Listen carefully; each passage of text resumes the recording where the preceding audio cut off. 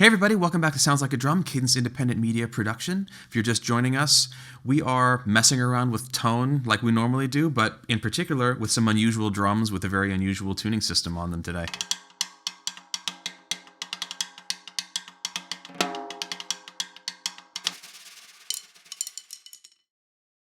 We're going to do something a little bit different today, which we've never really done before here. At least I don't think that we've done it. And I'm super excited about it. We have a really special set of drums here, which are from Welch Tuning Systems that are designed to be tuned from a single point on the drum with even tensioning on both of the heads, sort of like a rope tension sort of drum.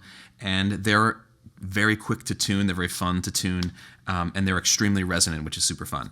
And it seemed like a great opportunity, since they are the sort of device that they are, to demonstrate a thing that we talk about a lot here, which is how much of the time people think of their drum sounds in a vacuum. They don't think of them in terms of the context of a track or in the context of a live situation. And that's because when we're not performing or when we're not rehearsing, we are kind of just with the drums, and we can get really kind of like overly mental about each individual drum and the crosstalk and the wires and all that stuff. And what we're looking at here today is I'm going to play with some tracks that we have from Loop Loft.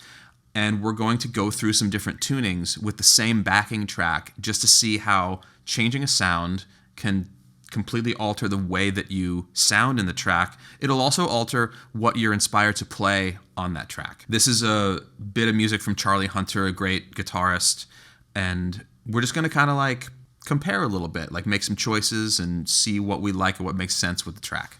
So rather than doing like a million different tunings, we're going to do a super low one and then kind of a mid-high one. We're going to start with the super low one, so here we go.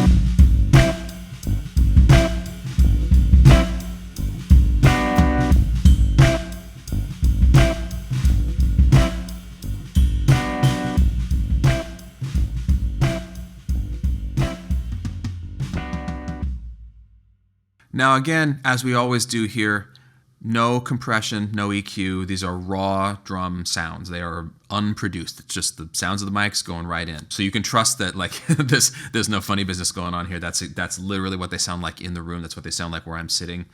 And those are the sounds that inspired that performance. Just, sort of trying it out, seeing what they do, just getting comfortable, kind of the way you do when you're tracking something for somebody, especially tracking drums after the fact, which can be very, very challenging. It's super hard to match somebody's feel.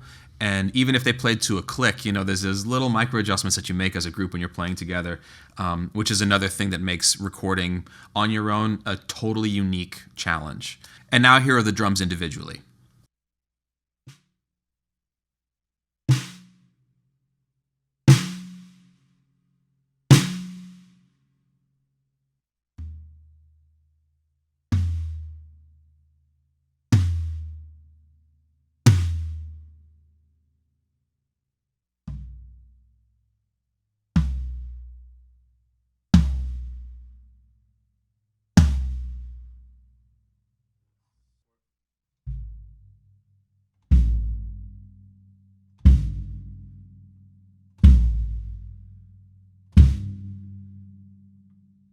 Now, one of the things that you might notice is that they do sound different on their own compared to in the track. And if you're just focused on that side of making your sound, it's easy to get concerned about stuff, or get concerned about, if it's not quite right, or if it doesn't sound quite like you want it to once it's in the track. But as you can hear, once the frequency range is taken up by all of that other playing, parts of the bass drum that maybe aren't my favorite, maybe I don't hear them now.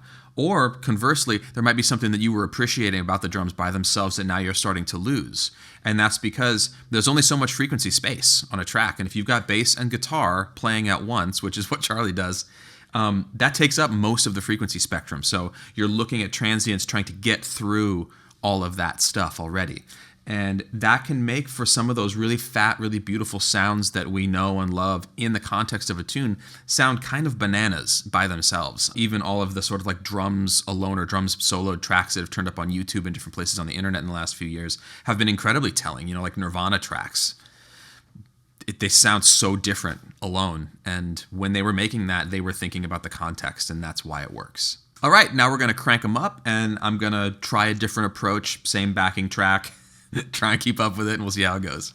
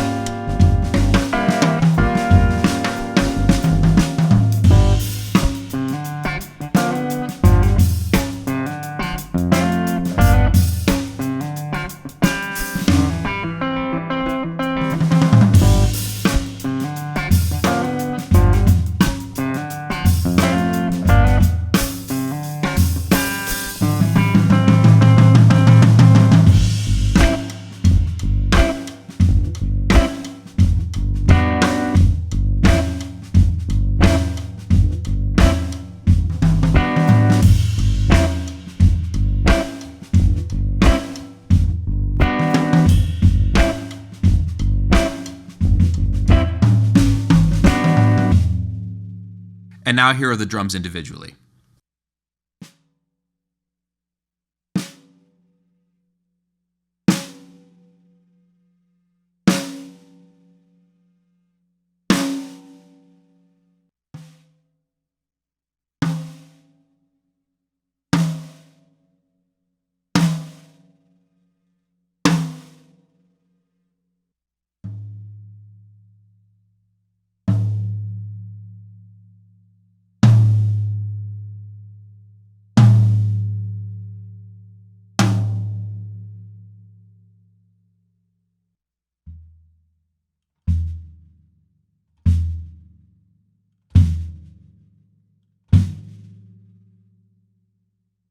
Now, similar thing, much, much higher. Even the snare, which, it's an 8-inch deep drum, so even when it's cranked up, it still has a lot of body. But just the feel alone of having the drums tighter, having them wide open, all of that stuff, it really changes what you want to do with them. And that's that thing of being inspired by the sound. Again, in the context versus them alone, it's kind of surprising what they do, If you were making a track for somebody that you were going to keep, then there would be, post-production on these things, or at least some outboard gear, different things that you might be doing to get the sound where you want it to go. But starting with a great acoustic sound first is always the best thing to do. As long as you like what the thing is doing in the first place, you'll have all the headroom that you need to make it even better. And that goes without saying, too, that like E-rings, muffling, all of that stuff is okay. It's all in bounds as long as it's for making the sound that you want. It's not about making concessions or anything like that. It's about being happy with the music that you're making and making sure that the instrument, which is your voice, is saying what you want it to say.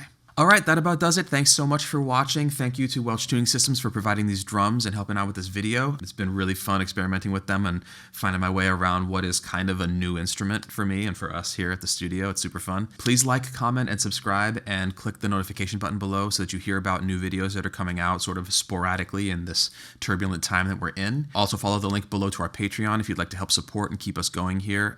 Again, that direct help is the fastest, easiest, best way that you can make sure that we can still do this stuff going forward in perpetuity. And likewise, there's also a link to Welch Tuning Systems below if you have any questions about this mechanism or if you want to get in touch with them about getting some drums.